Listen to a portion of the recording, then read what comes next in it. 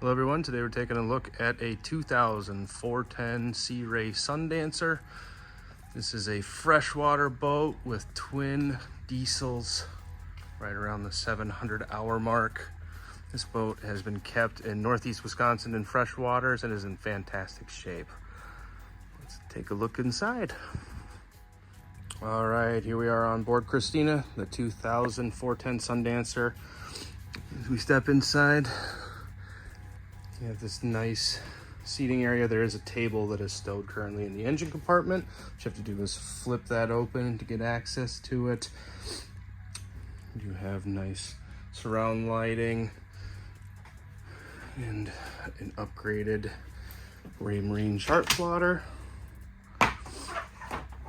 along with controls for the recently installed bow and stern thruster, both through hull. As you get down inside, you have this beautiful aft sleeping area that does go down and extend out into another sleeping space. Full head here on the starboard side.